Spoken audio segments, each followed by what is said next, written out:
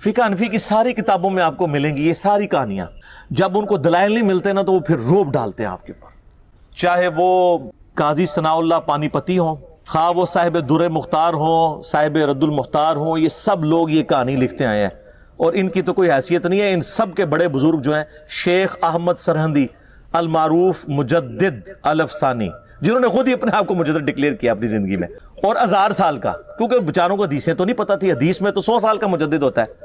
سنن نبی داؤد میں حدیث ہے، المستدرک الحاکم میں ہے کہ ہر صدی کے کنارے کے اوپر اللہ تعالیٰ ایک ایسا شخص ضرور بھیجے گا میری امت میں جو دین کی تجدید کرے گا. 100 سال میں ایک. امت کا پہلا مجدد عمر بن عبدالعزیز ہے، المتوفا 101 ہجری، 101 ہجری میں فوت ہوئے 38 سال کی عمر میں. اور آخری جو مجدد ہیں وہ امام محمد بن عبداللہ المہدی ہیں، درمیان میں ہر فرقے کے اپنے ہیں.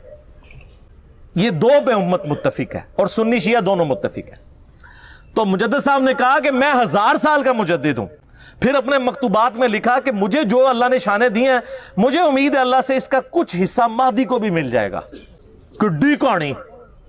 اور ہمارے وہ بولے استاد ڈاکٹر اسرار صاحب رحمہ اللہ تعالیٰ، اللہ ان کی غلطیوں سے درگزر فرمائے، وہ بھی کہتے تھے جی مجدد صاحب کی بڑی خدمات ہیں. سر بڑی خدمات بڑے لوگوں کی ہیں، لیکن جو ساتھ کہانیاں یہ کرا کے گئے ہیں وہ مجدد صاحب مکتوبات میں لکھتے ہیں کہ ہمارے بزرگوں نے کشف کے ذریعے دیکھا ہے کہ عیسیٰ ابن مریم جب دنیا میں اتریں گے تو فقہ حنفی کے مطابق عمل کریں گے.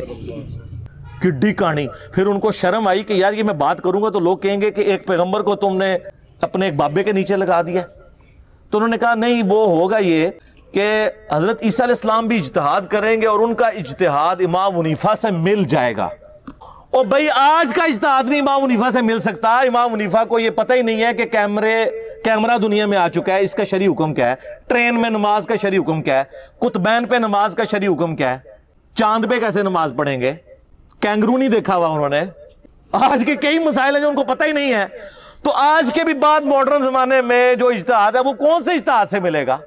یہ تھی جناب کہانی شریف، بابا شریف. اب آ جائیں صحیح مسلم میں. سر صحیح بخاری مسلم دونوں میں حدیث ہے کہ تم میں عیسیٰ ابن مریم قیامت سے پہلے نزول کریں گے، صلیب کو توڑ دیں گے، خنزیر کو قتل کر دیں گے، جزیہ موقوف کر دیں گے، سب لوگ اسلام قبول کر لیں گے. اور مسلم شریف کے الفاظ ہیں، وہ راوی حدیث کہتا ہے کہ وہ جب دنیا میں اتریں گے تو تمہارے رب کی کتاب اور تمہارے نبی کی سنت کے مطابق تمہیں چلائیں گے. تو وہ کیا ہوں گے؟ علمی کتابی. مرنے سے پہلے اے مسلمان کر لے اس پہ غور. کتابوں کا خدا اور ہے، بابوں کا خدا اور. عیسیٰ ابن مریم کتاب اللہ اور سنت کے مطابق. اور بالکل ٹھیک ہے سر، حجۃ الوداع کا خطبہ بھی یہی ہے. یہ بالکل فٹ ان بیٹھتا ہے. اچھا مزے کی بات ہے کہ حضرت عیسیٰ کے نزول کی حدیثیں تو مسلم شریف سے لے رہے ہیں، اور مسلم شریف میں لکھا ہے کہ انہوں نے امام حنیفہ کا مقلد نہیں ہونا، نبی علیہ السلام کا متبع ہونا ہے. وہ لے نہیں رہے. کیوں نہیں لے رہے؟ اس کی وجہ یہ سر مسلم شریف انہوں نے پڑھی نہیں ہے، کہانیاں پڑھ دے رہے ہیں. کیونکہ دیکھ لیں مجدد صاحب بھی کہہ رہے ہیں کہ ہمارے بزرگوں نے دیکھا ہے، وہ بھی کہہ رہے تھے بزرگوں نے دیکھا ہے. ایک بزرگ دوسرے بزرگ کا بتا کے جاتا ہے، وہ اس کا بزرگ، پھر اس طریقے سے یہ چین چلتی جاتی ہے. اور یہ ایسے خطرناک لوگ ہیں، جانے سے پہلے اتنے بچے دے کے جاتے ہیں جو ان کو بزرگ ڈکلیئر کریں، پھر وہ جاتے ہوئے بچے دیتے ہیں تاکہ وہ خود بزرگ ہوں، اور وہ بچے پھر آگے بچے دیتے ہیں، روحانی بچے. میں شیطانی بچے نہیں کہتا، یہ تو آگے جا کے پتہ چل جائے گا. تو یہ جناب ہمارا درد تھا. ہم آپ کو کتابوں سے جوڑ رہے ہیں، بابوں سے نہیں. اور جب آپ کتابوں سے جڑ گئے تو آپ نبی علیہ السلام کے مبارک قدموں تک پہنچ گئے. اصل مقصد تو یہ ہے، اس کو امام مانو جسے اللہ نے آپ کا اور میرا امام بنایا. ما ضل صاحبکم وما غوا. تمہارے نبی نہ کبھی بہکے ہیں نہ کبھی بے راہ چلے. آپ کے بزرگ تو سب سے بڑے بزرگ شیخ عبد القادر جیلانی کی طرف منسوب واقعہ سارے سناتے ہیں نا ہمیں، کہ یہ ایک دفعہ شیطان نورانی شکل میں سامنے آیا اور کہا کہ اے عبد القادر میں تیرا رب ہوں، آج کے بعد تجھے نمازیں معاف. تو انہوں نے کہا لا حول ولا قوت الا باللہ. تو شیطان وہاں سے غائب ہونے لگا، اور غائب ہوتے ہوتے اس نے اگلا وار کیا کہ عبد القادر تیرے علم نے تجھے بچا لیا. تو انہوں نے کہا کہ لا حول ولا قوت الا باللہ، مجھے اللہ کے فضل نے بچایا ہے. تو اس نے کہا کہ میں نے تیرے اس لیول پہ پہنچے ہوئے 70 غوث دوزخ تک پہنچا دیے اس تکبر کی وجہ سے، تجھے تیرے علم نے بچایا. تو انہوں نے کہا لا حول ولا قوت الا باللہ، مجھے اللہ کے فضل نے بچایا. میرا معصومانہ سوال ہے، وہ جو 70 غوث تھے وہ تو گئے دوزخ میں، اور ان کے مریدین جو بیچارے امید لگائے تھے کہ ہمارا پیر ہمیں جنت میں لے کے جائے گا. سر میرا پیر وہ ہے، اور آپ کا بھی پیر وہی تھا، لیکن آپ کو بتایا نہیں گیا تھا. کہ جس کی گارنٹی اللہ نے قرآن میں دی ہے، ما ضل صاحبکم وما غوا، تمہارے نبی نہ کبھی بہکے ہیں نہ کبھی بہرا چلے ہیں۔ لقد کان لکم فی رسول اللہ اسوۃ حسنہ قل ان کنتم تحبون اللہ فاتبعونی یحببکم اللہ انا ارسلناک شاہدا ومبشرا ونذیرا وداعیا الی اللہ باذنہ وسراجا منیرا وما ارسلناک الا رحمتا للعالمین وما ارسلناک الا کافتا للناس بشیرا ونذیرا۔ سر اللہ کے نبی کے ہوتے ہوئے کسی بابے کی بزرگ کی ضرورت ہے میرے بھائی؟ تو مرنے سے پہلے اے مسلمان کر لے اس پہ غور، کتابوں کا خدا اور ہے، بابوں کا خدا اور۔ انٹرنیشنل نمبر کے مطابق 7377 دجال کے کانٹیکسٹ میں نبی علیہ السلام فرماتے ہیں دجال کا ظہور ہوگا نا تو ایک مومن اٹھے گا، وہ کہے گا کدھر ہے دجال، مجھے ملاقات کرواؤ۔ تو اس کے جو حواری ہیں دجال کے، وہ کہیں گے نہیں ڈائریکٹ نہیں تمہیں ملاقات کرنے دیں گے، ظاہر ہے پیر صاحب سے کون ڈائریکٹ مل سکتا ہے؟ وہ کہے گا نہیں تمہارے پیر نے کہا ہوا ہے کہ جو بھی اس طرح آئے نیا بندہ اس کو میرے ساتھ ملاقات کرواؤ، تو مجھے لے جاؤ اس کے پاس۔ وہ کہیں گے ہم تجھے ماریں گے، وہ کہتے ہیں مار لینا یار، لیکن دجال نے کہا ہوا ہے کہ جب کسی کو مارنا ہو تو میرے سے پہلے ملاقات کرانا، تو اس کو لے جائیں گے۔ جب لے کے جائیں گے وہ کہے گا تو دجال ہے، لیکن اس کے ماتھے پہ لکھا ہوگا کاف الف فا را، کافر، لیکن لکھا ہوگا وہ ایبریویشن میں۔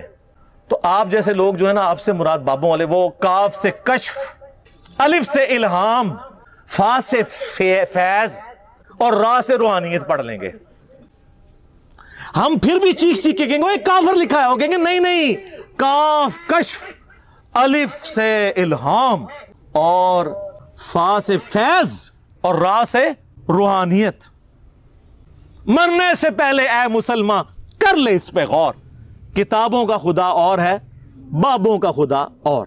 تو صحیح مسلم کی اس حدیث میں آگے پھر آتا ہے کہ وہ شیخ کے پاس لے جائیں گے اسے، دجال کے پاس، تو وہ مومن کہے گا تو مسیح دجال ہے، وہ کہے گا میں رب ہوں تیرا، دیکھ میں بارش برسا رہا ہوں، میں سبزہ اگا رہا ہوں، وہ کہے گا میرے نبی کی حدیث مجھے پہنچی ہے تو دجال ہے۔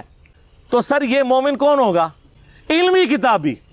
وہ کہے گا میں تیرے 2 ٹکڑے کروں گا، اور وہ 2 ٹکڑے کر کے ان میں چلے گا، پھر ٹکڑوں کو حکم دے کے پھر زندہ کر لے گا۔ جب وہ زندہ کرے گا کہے گا اب تو مان لے میں نے تجھے مردہ کر کے زندہ کیا، میں تیرا رب ہوں۔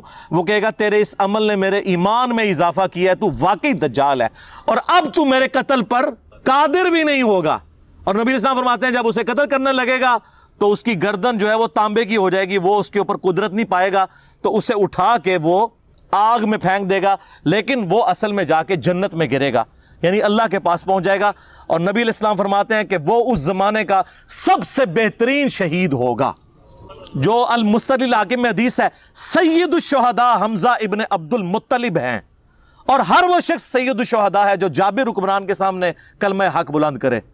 اسی لیے ہم امام حسین رضی اللہ تعالیٰ عنہ علیہ السلام کو سید الشہداء کہتے ہیں، اور وہ مؤمن بھی سید الشہداء ہوگا۔ تو سر ہم پھر بار بار کہہ رہے ہیں کہ مرنے سے پہلے اے مسلمان کر لے اس پہ غور، کتابوں کا خدا اور ہے، بابوں کا خدا اور۔ سورہ یوسف پڑھیں، حضرت یوسف علیہ السلام جو اپنے جیل کے ساتھیوں کو ترغیب دلاتے ہیں وہ یہی ہے کہ اے میرے جیل کے ساتھیوں، یہ چند نام ہیں جو تم نے رکھ لیے ہیں، اللہ نے ان کی کوئی سند نازل نہیں کی ہوئی ہے، آپ نے بھی نام رکھ لیے۔ مرنے سے پہلے اے مسلمان کر لے اس پہ غور، کتابوں کا خدا اور ہے، بابوں کا خدا اور جب یہ غور کر لو تو ایک دفعہ جھوم کے کہنا ہے کیا کہ نہ میں وہابی نہ میں بابی، میں ہوں مسلم علمی کتابی۔